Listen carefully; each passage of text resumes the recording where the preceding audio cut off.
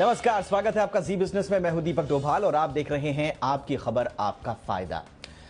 आपकी खबर आपका फायदा में आज हम बात करेंगे उन लोगों की जो लोग वैक्सीन नहीं लगा रहे हैं और जिन लोगों ने वैक्सीन नहीं लगाई है। मुंबई में भर्ती आईसीयू में 96% वो लोग हैं, यानी कि सीवियर रूप से जो बीमार हैं वो लोग हैं जिन्होंने वैक्सीनेशन की एक डोज भी नहीं ली है। इसके अलावा जिनको हॉस्पिटलाइजेशन की नौबत आ रही है वो लोग हैं जिन्होंने या तो एक भी डोज नहीं ली है या सिर्फ एक डोज ली है। यानी वैक्सीन लेने में कोताही आपको ओमिक्रॉन के संक्रमण के बाद अस्पताल तक पहुंचा सकती है। सबसे पहले आज के 3 सवाल जान लेते हैं कि आज किन सवालों के इर्द गिर्द चर्चा रहेगी। पहला सवाल है आज का हमारा, वैक्सीन नहीं लेने वालों को कोरोना किस तरह से नुकसान पहुंचा रहा है। आंकड़ों पर गौर करेंगे, उसका विश्लेषण भी करेंगे। साथ ही साथ दूसरा सवाल आज का कि पहली डोज लेने के बाद दूसरी डोज नहीं लेना कितना घातक है, यह है आज का दूसरा सवाल। और तीसरा सवाल जो सबसे इंपॉर्टेंट है, क्या अनवैक्सीनेटेड लोग फुली वैक्सीनेटेड लोगों के लिए खतरा बन सकते हैं। तो ये हैं आज के हमारे 3 सवाल। तीनों महत्वपूर्ण सवालों पर करेंगे चर्चा के लिए इस वक्त हमारे साथ 2 खास मेहमान जुड़ चुके हैं। हमारे साथ हैं डॉक्टर गौतम बंसाली, जो कि मेंबर हैं कोविड टास्क फोर्स महाराष्ट्र के। डॉक्टर बंसाली, बहुत बहुत स्वागत है आपका। और हमारे साथ हैं डॉक्टर समीर भाटी, जो कि मेंबर हैं कोविड-19 कमेटी दिल्ली से। डॉक्टर भाटी, आपका भी बहुत बहुत स्वागत है। डॉक्टर समीर भाटी, ओमिक्रॉन के बारे में कहा जा रहा था कि ये अपर रेस्पिरेटरी जो चैनल्स हैं उनमें ज़्यादा ये प्रभावित कर रहा है इंसान को, लिहाजा लंग्स तक, फेफड़ों तक या लोअर रेस्पिरेटरी सिस्टम तक नहीं पहुंच पा रहा है।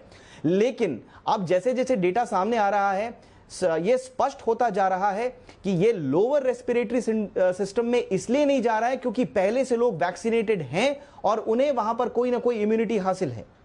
तो देखिए, जब हम वैक्सीनेशन की बात करें, फिलहाल अभी तो हम ओमिक्रॉन की बात कर रहे हैं, पर सेकेंड वेव के अंदर स्पेसिफिकली हमने देखा, क्योंकि उसको तो हमने बिल्कुल रियल टाइम, हमारे पास उस टाइम डेटा था। हमारे हेल्थ केयर वर्कर्स को मैक्सिमम को उस समय फर्स्ट डोज लग चुकी थी, जब हमारा मार्च अप्रैल के अंदर जिस तरह से डेल्टा वेरिएंट आया था, उस समय भी हमने प्रोटेक्शन देखा था वैक्सीन का। उसी तरह से हमारे जितने health care workers, doctor, paramedical staff, उन लोगों को इन्फेक्ट हुए, वो संक्रमित हुए, पर उनके अंदर भी खैर उस समय हम लोगों ने देखा नहीं कि जिस तरह से नॉर्मली हम देख रहे थे संक्रमण दर बढ़ रही थी, उसके साथ साथ हम लोगों के साथ जो निमोनिया वाले केसेस थे वो भी बढ़ रहे थे।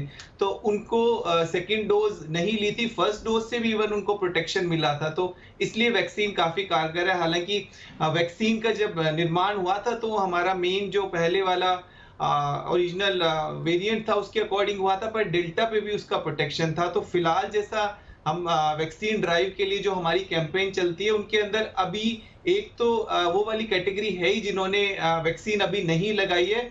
अब कुछ एक लोग और ऐसे भी हैं जो अभी बूस्टर को भी लेके सामने नहीं आ रहे हैं। जैसे बूस्टर को भी लेकर उनकी ये बात है कि ये वेरिएंट माइल्ड है, या वो लोग वेट कर रहे हैं कि हमें मिक्स एंड मैच वाली शायद आगे कोई पॉलिसी आ जाए तो हम उसको लगा लेंगे। तो ऐसी भी कुछ चीजें हैं, तो इसलिए हम लोगों को ध्यान रखना बहुत ज्यादा जरूरी है कि शुरू से जो ड्राइव है वो बहुत ही साइंटिफिक तरीके से चली है, और बूस्टर भी इसी तरह से, जो हमारी प्रिकॉशन डोज है वो भी उसी तरह से साइंटिफिक तरीके से चल रही है कि अब भी जो संक्रमण है आपके कोमॉर्बिड लोगों को और अनवैक्सीनेटेड लोगों को अफेक्ट कर रहा है। तो स्पेशली कोमॉर्बिड लोगों को तो बिल्कुल बिना विलंब किए हुए अपनी जो है ये बूस्टर डोज ले लेनी चाहिए, और अभी किसी भी तरह के मिक्स एंड मैच का या कोई भी और नई अपडेटेड वैक्सीन के लिए बात या वेट नहीं करना चाहिए। बहुत अच्छा किया डॉक्टर भाटी, आपने ये मुद्दा उठाया। डॉक्टर भाटी, फटाफट आपके पास मैं आना चाहूंगा। सवाल ये उठता है डॉक्टर भाटी कि जो फर्स्ट डोज लेने के बाद कोताही कर रहे हैं सेकेंड डोज में, उनके लिए कितनी प्रतिशत संभावनाएं हैं कि वो संक्रमण की चपेट में आ सकते हैं या हॉस्पिटलाइज्ड होने की उनकी नौबत आ सकती है? देखिए, इसमें भी हम कैटेगरीज डिफाइन कर सकते हैं कि जिन्होंने नहीं लिया है, कुछ उसमें कोमॉर्बिड वाले लोग भी हैं, और कोमॉर्बिड लोगों के लिए जिस तरह से हम बात कर रहे हैं, डॉक्टर अरोड़ा ने भी बताया, डॉक्टर बंसाली ने भी बताया कि उन लोगों के अंदर इम्यून रिस्पॉन्स उस तरह का होता नहीं है। तो निश्चित तौर पे वो तो एक बिल्कुल क्लियर कट इंडिकेशन है कि उन लोगों के लिए काफी ज्यादा खतरा है। तो जो कोमॉर्बिड है, और हम भारत में तो ऐसी बहुत ज्यादा बड़ी संख्या है, और बहुत सारे ऐसे लोग हैं भारत के अंदर जिनको पता भी नहीं है, जो कोमॉर्बिड है, जिनको कई ऑलरेडी इस तरह के अंडरलाइंग डिजीज है बट उनको पता भी नहीं है। तो इसमें हम ये अभी हमारे पास ऐसा डेटा नहीं है कि जो अनवैक्सीनेटेड है, सेकेंड डोज नहीं ली है, और कोमॉर्बिड वाली कैटेगरी कितनी है। तो आई थिंक वो हमारे लिए ज्यादा एक रिस्की है। और दूसरा एक अभी जो ज्यादा सवाल आ रहा था, सुबह हम रियल टाइम बेस पे देख रहे थे वैक्सीनेशन सेंटर पे, कि लोगों का ये क्वेश्चन था कि अभी तो संक्रमण ज्यादा फैल रहा है, तो इस समय हम लगाने आए कि ना लगाने आए, जो हमारी अभी बूस्टर जो लग रहा है, प्रिकॉशन डोज लग रही है, हाँ। तो उसको भी हम बार बार क्लियर कर देना चाह रहे थे। देखिए, संक्रमण चल रहा है, कुछ बातों का आप विशेष ध्यान रखिए। अगर आपको सिम्टम है, लक्षण है, तो फिर आप जांच कराए बिना ना आए, कि कई बार आप लक्षणों के साथ आ रहे हैं तो आप वहां पर और स्प्रेड कर रहे हैं वायरस को।